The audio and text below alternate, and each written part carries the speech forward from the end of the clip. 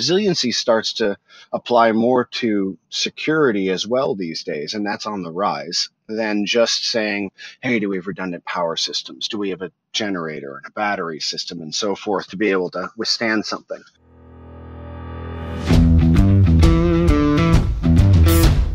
Technology is transforming how we think, how we lead, and how we win.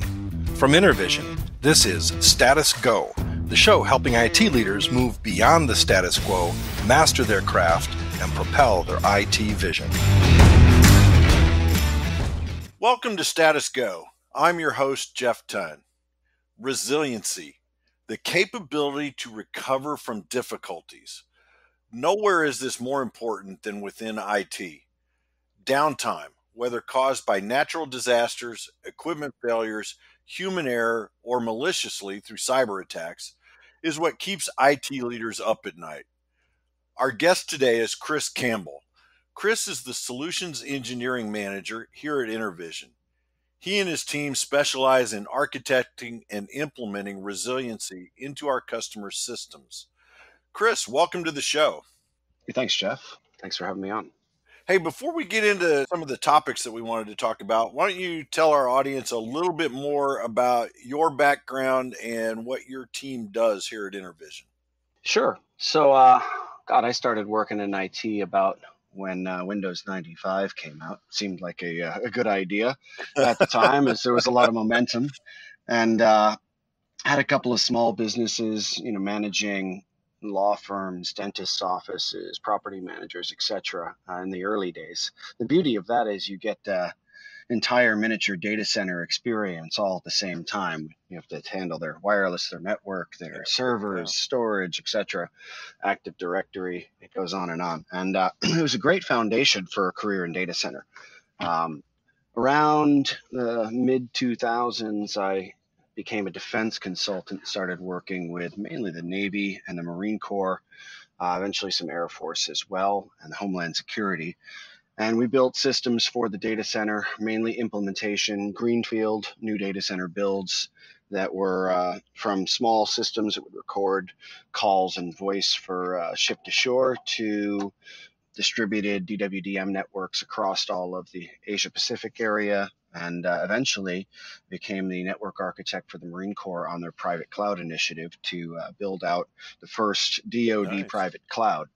And that was my last gig before coming over to InterVision to join the pre-sale side of the house, where all that vast, broad expertise became really tangible to an employer.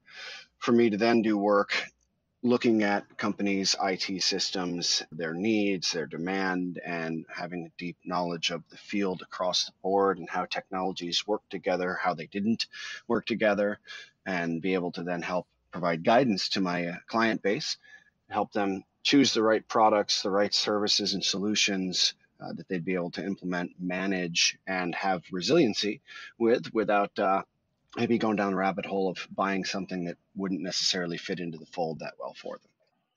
So, Chris, that's a great background and a great introduction to our topic today.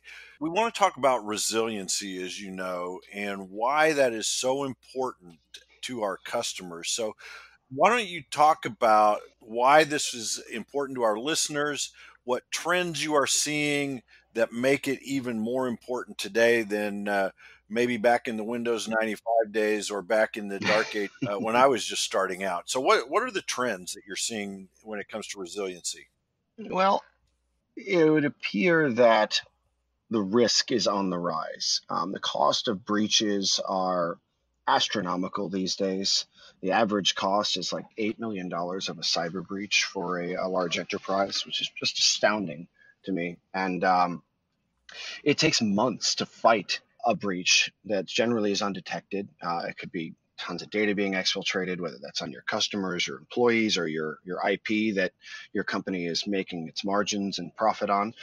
And then ultimately the need for uptime is more and more prevalent than it's ever been, with people being able to work remotely, working in all time zones, distributed workforce across multiple countries, and so forth. The work model isn't necessarily the 9 to 5 people in the desks at the office any longer, and therefore taking outage windows or having downtime that only affects you during an 8-hour window of the day is really gone. People are shopping from their phones, sitting on airplanes, and from anywhere in the world at any given time, whether you have an e-commerce website, whether you're providing legal services or even manufacturing tech, it's a global landscape these days. So we see that there's not as much availability to have an outage without extreme cost.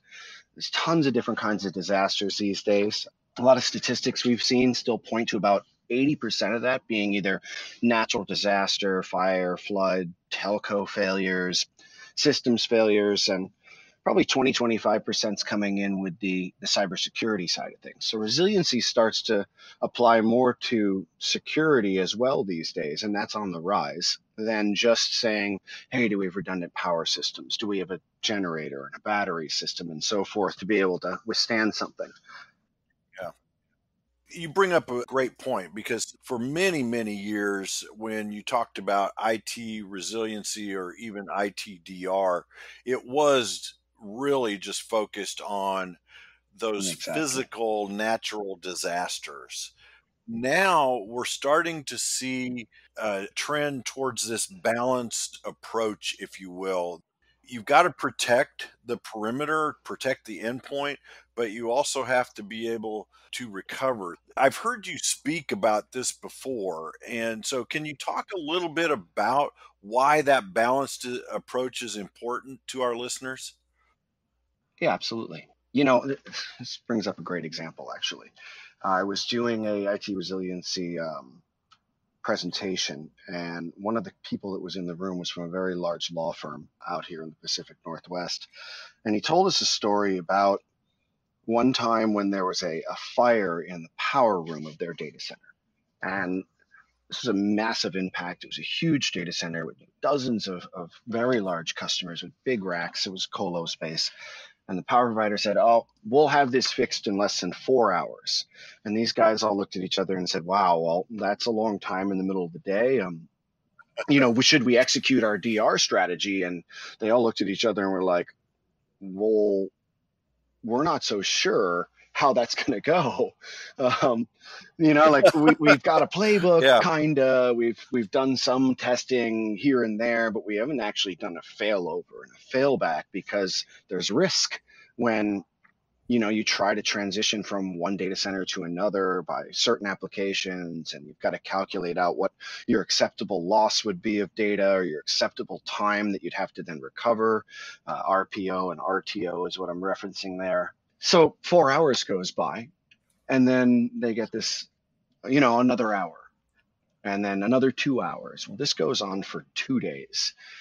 And hindsight, obviously being 2020, if they had executed DR, even if it had gone terribly, they would have been better off than sitting there saying, oh, it's only a couple of hours, it's only a couple of hours. So having that resilient plan, being ready and being confident and being able to execute without the what's the cost going to be calculation coming into it, because you already know and you're able to tackle that with certainty versus the uncertainty of a service provider giving you some rough number of how they're going to solve an unknown problem, becomes a far better path to take with regards to we can execute, we can strategize, we can plan, and therefore I can deliver to the executives of my company or to our shareholders real numbers, tangible data about the impact and the recovery versus trying to point fingers externally and ultimately being in somebody else's control over your IT systems.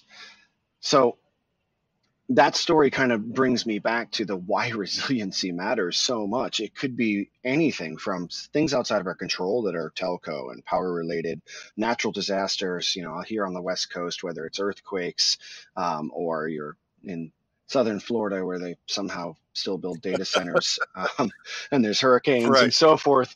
There's so many variables that are outside of our control. And then when we talk about security and ransomware and crypto jackers and all these other things that can compromise our data and take it captive, companies end up paying ransoms only to then be perfectly positioned at the top of those hackers lists of the place they're going to attack again in a couple months. Come back again. That's right. Yeah. That now we start looking at DR and backup and resiliency, and it becomes this amazingly powerful thing to say we don't need that data that got encrypted. We've got another set here. We manage the keys externally. It's proprietary from the way that we manage the rest of our data encryption. We know that anything that was compromised over there is safe over here. We know exactly how long it's going to take to fail over to an active system, to rehydrate from backup, to trust our replication was accurate to a certain date where we've hopefully implemented logging software and can tell when the compromise occurred, and have that ability to not pay ransomware, to reinstantiate your data elsewhere, purge and clean your primary environment, and get back to full operations. So, Chris, let's dig a little deeper when we talk about resiliency. We're really talking, as we talked earlier in the show, about preventative measures, restorative measures. So, your background can give some great insight into the preventative measures. What does a well-rounded preventative program look like these days? Well, that's ever-changing landscape, Jeff. Yes, it is. It used to be we had a perimeter and we kept our data inside and our employees sat on our network. But as SaaS and cloud adoption is absolutely rampant, the perimeter has become obscured. And now we're seeing software, firewall, VPN endpoint, and proxy that's distributed around the world for users to be able to access the same policy as if they were on the network or connected to a VPN back to headquarters. But they're then able to go directly into those SaaS applications. So if you're in Europe, you're connecting to a local virtual VPN endpoint in Europe, you're hitting, Office 365 and Salesforce and other SaaS consumables in that local region, and that stops a lot of the bottlenecking and hairpinning of traffic back to a VPN endpoint and out an internet circuit. So that's great. That's allowing us to downsize firewalls and internet circuits to headquarters while workload becomes more distributed. It's now closer to the users and policy can be enforced globally. We're seeing a lot of log aggregation, correlation, machine learning being applied so that logs from endpoints, from firewalls, from distributed proxy and VPN endpoints, from cloud portals, from different kinds of cloud libraries where things are shared, are all now being able to gather those log data, report them into a security incident event manager, and begin to now run data against it to look for events that might be seemingly unimportant unless a whole bunch of them are happening together. And that correlation gives us the ability to see insight into malicious behavior, east-west movement, potential command and control traffic that otherwise might not have been detectable. So systems are getting a lot more advanced, and of course, there's so many vendors in the space, and there's so many different ways to approach it that it can be daunting for an IT administrator or a CISO to come in and really evaluate what's going to fit best for their agency and their company. And then user behavioral analytics and baselining is another really hot one these days that helps a lot in resiliency from the preventative side of getting used to what a particular device or a user's behavioral pattern is. If Bob walks into the Starbucks and gets on his hotspot every day and does a little work from 8 to 10 o'clock while enjoying his 2-pump mocha, and then from there he commutes into the office, he spends some time there, and this is his routine, well, all of a sudden we're seeing Bob's asset or Bob's user account log in from Southern Florida or Cuba or something over in Europe, we can start to say, okay, well, that's unusual. And did it occur because Bob's on vacation? Let's flag this. Did it occur because there's somebody that's, credential theft has occurred and now is trying to access Right. Bob from elsewhere?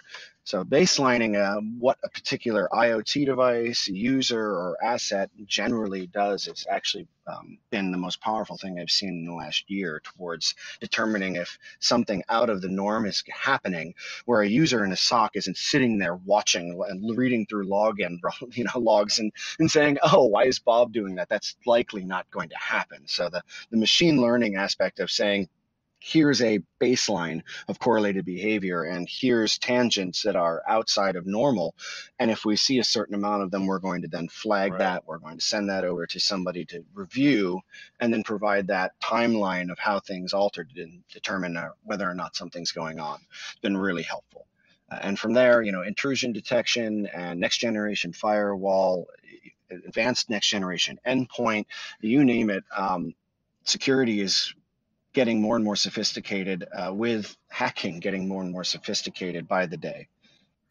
Yeah, and what I've found is companies can spend exorbitant amounts of money, yet what keeps a lot of CIOs up at night is they're one user click away on an email from having something inside their systems that shouldn't be there. So talk to us a little Absolutely. bit about end user training and some of the techniques that you've seen to really drive home the point that security is everybody's problem. Yeah, security awareness is low generally, and individuals are easily duped into clicking and opening malicious things and emails on the web, and they take rapid foothold inside the environment when they get in there if there is no segmentation for east-west traffic and so forth. There's a lot of great training programs out there, and every employee, even us security guys, hate when it comes around and we have to sit there and watch a video of how Sally found a USB key in the parking lot and offered you to plug it into your computer because she thinks it's got a game on it. This is Yeah. one specifically from the DoD I Uh, remember doing. It's challenging. It's time away from work, but that training, when coupled with the proper quizzing and metrics to report back on who the likely offenders are, who clicks, who's rushing through the training and not properly giving it the attention, and then not answering the quiz questions accurately, and then allowing that to create a new tailored training specific to the individual. So it's not just a blanket approach. It starts out as an umbrella approach to the organization. And as you determine the security awareness abilities of your individual employees, the program tailors the training and the quizzing to each person has been really effective in helping what we call the human firewall be developed. Lots of great companies out there offer different kind of phishing training, different kind of safe browsing training, and ultimately, even the best trained person could get an email that looks like it's from the CEO that's just got a hyphen added to an email address or something in there that's really obscure and make a mistake. So right. training is very helpful, and it can probably reduce 70-80% of the accidental phishing attacks that occur, but you still have to be ready to protect your assets and to have those tools in place. And the problem with the tools, just like you said, is there's so many choices that it turns into this point solution battle for companies where they bought 10 different things and they all have their own portal and their own login, and they all have to be integrated into your single sign-on and maintained, and certificates maintained for logging into them and so forth. And then you've got Right. X amount of guys that are on your security team, and for them to have enough TVs and enough monitors, to have all these dashboards up, and to know where to look for specific things and get reports out of all of them, the sprawl becomes unmanageable. I mean, considering it takes a minimum of 7 people to effectively run a 24/7 SOC operation at an absolute minimum, and that's if you've got a very coherent platform of tools that you're using to manage Yeah. your IT security. You get a couple people from the network team, a couple people from the directory services team that want different things. You've got SNMP and flow data. Maybe you're doing packet inspection, payload, wire data inspection as well. And before you know it, there's too many platforms to manage. The money becomes wasted. They're only used in triage versus proactively, and the sprawl becomes a cost center that's not delivering reward. So it really helps to have experienced folks, experienced consultants help decisions be made to pick a Right. platform, to pick things that integrate well together so that you can minimize the dashboard sprawl and get a more effective approach by minimizing the tools you're using and the overlap between them to get the most effective manageability out of your tools that you've purchased, not necessarily just the most effective security. So we've all heard the statistics that some of these cyber attacks lay dormant or they're in your system for 150, 180 days before you know they're there. What are some of the newer techniques or packages that help you detect when you've had a problem so you can go into your response plan? Well, I mean, a lot of help from DNS security services these days, whether it be Cisco Umbrella or Palo Alto's new DNS security offering, help a lot. Every form of malware needs the ability to phone home to get instruction to really execute effectively to either exfiltrate data or to lock things down. So looking for real-time correlation to known bad IP addresses in ranges that are in nation states that you don't do business with, and inspecting DNS, which is like 80% of malicious programs use DNS to hide their traffic. We allow port 53 to go out and reach DNS servers, and if we're not inspecting the payload to determine what's on that port and protocol are really DNS queries, then it's a very easy place to have that start to happen.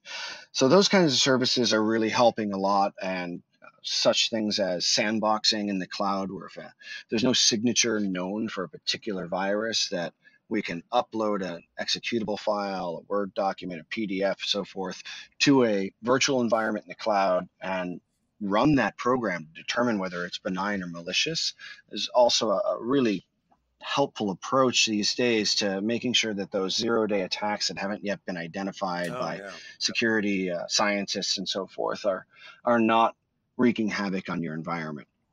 And then from there, the monitoring, it's a tough one. The SIM and the user behavioral analytics that I was talking about are really helpful in looking for those abnormalities in the network. But ultimately, if they're clever enough, if they're persistent enough, if they're funded enough, and let's face it, this isn't some guy in his basement in a hoodie anymore. It's full 30-story high rises in Russia where everybody goes to work from 9 to 5, and their job is to hack other companies' data and steal it. And not necessarily picking Russia out of a hat. There's lots of countries, but this is a real profession in parts of the world that we need to be aware of. And they're so sophisticated and capable that at this point you have to assume they're going to get in. And when they're in there, you're not going to know it. So by having that kind of correlated look at different logs, having segmentation between your different networks that you consider trusted, whether that's servers or finance or users, wireless, just being able to inspect lateral movement, even web tier to database tier inspection. It can go a long way in, if something does get onto an asset, stopping that lateral spread so that it can get beyond the particular artifact that got compromised. You were talking about these nation states, and I've got a friend of mine that was CIO for a large defense contractor here in town, and they could literally set their watches by watching the event log spike when the workday started in this certain foreign country, and it would drop off again when the end of the day hit. So you're right. I mean, it's a job. It's people coming to work and attacking you. I heard this guy from the FBI a couple of years ago say something to the effect of, it's no longer if you get attacked or even when you get attacked, but when again. And you kind of mentioned that earlier in your example of a company paying a ransom. They're at the top of the list to get it. And now when businesses are running on digital systems and processes, it's even more important. So what measures can we take to ensure that we can recover and recover quickly in the event of either a cyber attack or a natural disaster or a SAN failure, whatever the outage is? What do we do to recover quickly? Well, restorative is kind of a cost versus speed calculation, and it's a little unfortunate that that's the case, but generally, from a cost to a business perspective, the faster that you want to be able to recover, the more expensive it is. And whether that's an active solution in multiple data centers, down to whether you're using some sort of a replication software layer to move things over in increments that keep you within a few minutes of up to date and then can be turned on relatively quickly with some changes to DNS and so forth, down to straight up backups. Luckily, we're not really using tape much anymore, but restoring backups and rehydrating data and getting them in. So we find that the best approach to restorative is to take it per application. A good example is Active Directory is something you're probably going to want active on. If you have a DR environment and your users are going to use that in the event that you have a declaration and that you're going to fail systems over, well, if you don't have Active Directory over there, odds are the VPN portal that they're going to use to authenticate to those resilient systems that you've chosen to fail to isn't going to work because they're not going to be able to log in. So before you can even have access, you kind of need authentication. So that's one of those things that we say, hey, active. This is one of those apps that you pay the money to have available in real time, so that in the event that you need to fail over, your admins and your users will be able to authenticate and reach the other resources. And you can kind of work through an application by application basis with a company to say, what do we need available immediately to ensure that our resiliency plan is going to be effective? And then what's the window of time acceptable for our users to not be able to access that, to then kind of judge on the cost basis what you're going to have a very fast recovery on and what you're allowed to take a little more time to recover, as well as calculating how much staff you have. And therefore, if you did declare a DR event, what level of effort it would take that staff and what's a tangible timeline for them to be able to tackle it, whether it's on hours, off hours, during a holiday, etc. So it's really that some of these newer technologies, I mentioned at the top of the show that I started in IT back in the Stone Age, and tape was our only option, but we also didn't have the same level of threats. Back then, your data center wasn't really connected to the outside world as much as it is now. But these replication technologies, and as you described, the active really have come to fruition, in the last 5 to 6 years. Are you seeing advances in that to lower that cost to recover those systems faster? Yeah, I mean, public cloud being a perfect example of it's a little more complicated. Generally, let's say a hypervisor layer is VMware. That's probably 90% of the market. And it's not the same as what the AMI is in Amazon or an instance is in Azure. So there's a conversion process that has to take place.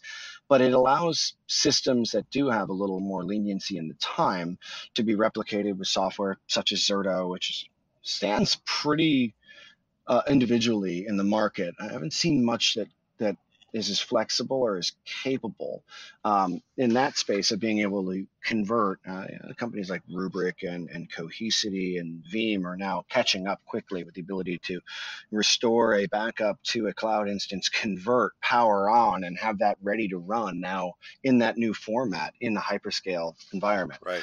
But companies that really are taking their DR seriously from a time perspective of critical assets really want a like-for-like environment. And that's where their DR environment is going to be another data center space that they're either owning or a colo they're renting, or if they really want to ensure that their employees aren't getting bogged down and they're getting that absolute top-class service, a DR that's managed as a service by a third-party provider that's going to stand up in a top-tier data center, a VMware environment running on enterprise class hardware and storage, and provide that to them to use so that it's a like for like environment.